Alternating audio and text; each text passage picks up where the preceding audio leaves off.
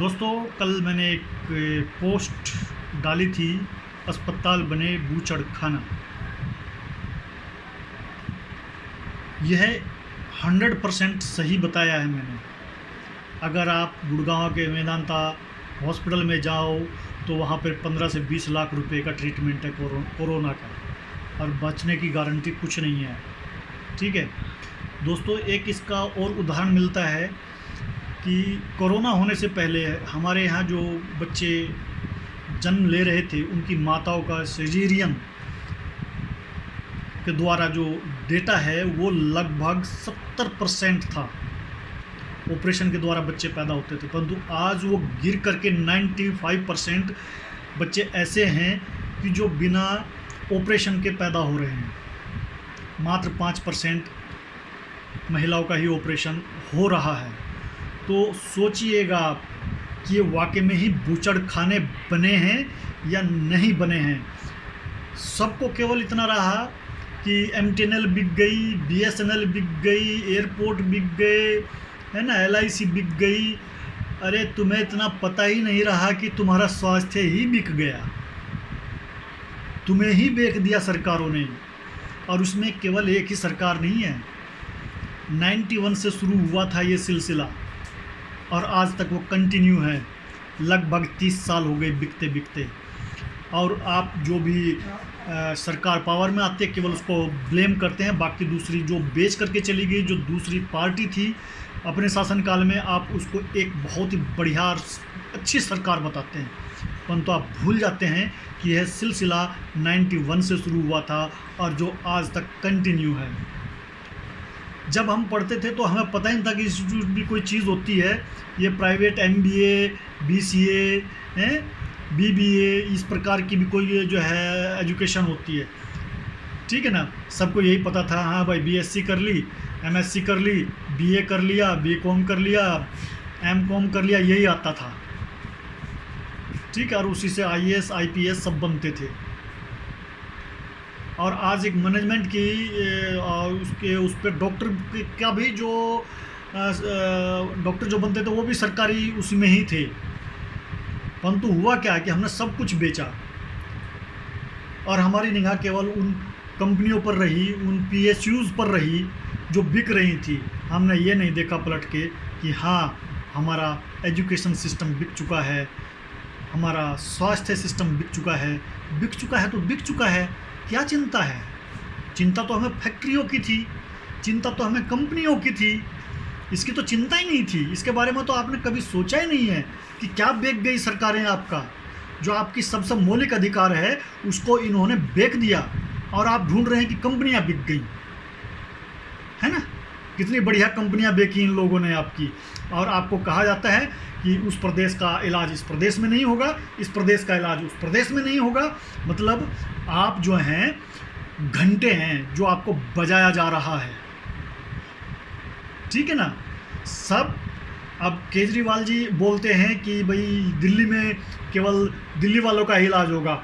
मेरे ख्याल से केजरीवाल जी के पास तो कोई दस्तावेज ही नहीं है ऐसा कि जो वह साबित कर सकें कि वह दिल्ली के निवासी हैं। उनका पूरा मंत्रिमंडल, वो खुद जो है दिल्ली की विधानसभा में बोले हैं कि हमारे पास कोई दस्तावेज नहीं है। जब CA का प्रोटेस्ट चल रहा था उस समय पर उन्होंने अपनी विधानसभा में यह बोला था कि उनके पास में कोई डॉक्यूमेंट्स नहीं है जिससे वो साबित कर सकें वो दिल्ली के नागरिक हैं। तो उनका इलाज कहाँ होगा?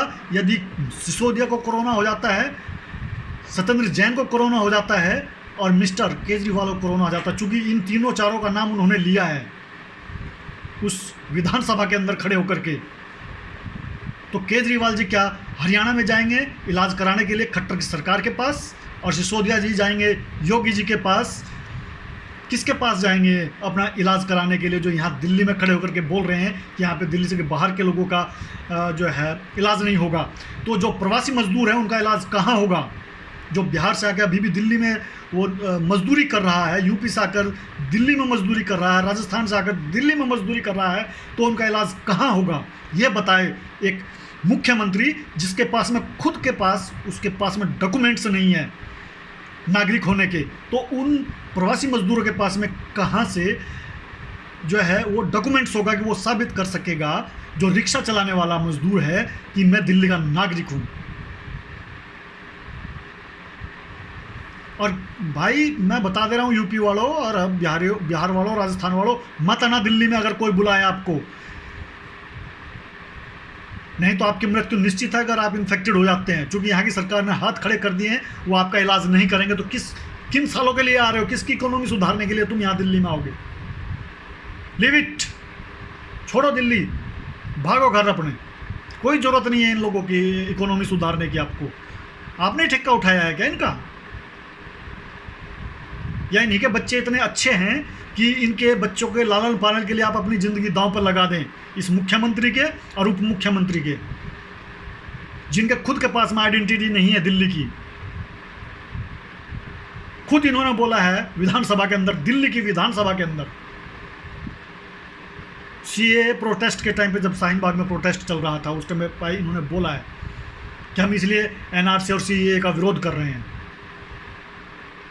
तो इन लोगों ने आपको, आपकी कंपनियां नहीं बेची, सरकारी कंपनियां नहीं बेची, इन्होंने आपको बेचा है, आपके स्वास्थ्य को बेचा है। ये जो बूचड़ खाने हैं, जिनमें वो बूचड़ खाने तो अलग हैं जो जिसमें भैंस गाय कटती है, वो बूचड़ नहीं, ये बूचड़ खाने हैं जिसमें इंसान कटते हैं, जहाँ पर बच्चे पैदा होते हैं, उनको बोला जाता है, उनको डराया जाता है कि भाई तुम्हारी लेडीज जो है कि जान खतरे में है, ऑपरेशन कराओ। आज वो जहाँ लगभग 75% बच्चे ऑपरेशन से पैदा हो रहे थे, आज 95% बच्चे बिना ऑपरेशन के पैदा हो रहे हैं। कैसे हो रहे हैं ये? यानी कि फटी तो सब कोई बोला हाजमोला, है ना? तो क्या कर रही हैं सरकारें? इन्होंने आपको बेच दिया खड़े खड़े, और आपको पता नहीं लगा। आप ढिंडोरा पीटते रह गए कि कंपनी बेच दी, MNTNL बेच दिया, BSNL बेच दिया, LIC बेच दिया, रिपोर्ट बेच दिया। ये आज से नहीं बिक रहा है, ये जो 1991 से बिक रहा है, जब एक देश का अर्थशास्त्री वित्त मंत्री बना था श्री मनमोहन सिंह जी, ठीक है ना। आर्थिक उदारीकरण 1991 से शुरू हुआ और जो आज तक लगातार जारी है, जिसने आपकी एजुकेशन भी बेची, आपका स्वास्थ्य भी बेचा, जो आपका फंडामेंटल राइट है उसको भी बेच दिया। राइट टू एजुकेशन लाने से ये नहीं है कि आपको एजुकेशन मिल जाएगी,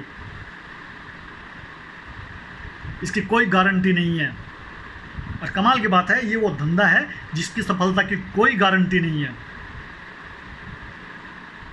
आपको कोई भी इंस्टीट्यूट इस चीज़ की गारंटी नहीं देता कि उसमें आप उसको क्लियर करने के बाद में जो भी आप कोर्स कर रहे हैं कि आपको जॉब मिलेगा ही मिलेगा, और इलाज कराने के बाद में इलाज आपका चल रहा है, आप कोई गारंटी नहीं है कि आप ठीक होंगे ही होंगे और आप जिंदा रहेंगे ही रहेंगे, इसकी भी कोई गारंटी नहीं देता है। परंतु आपको काटा जाता है, और इतनी अच्छी तरह से काटा जाता है कि आप बोल भी नहीं सकते। Thank you and bye bye.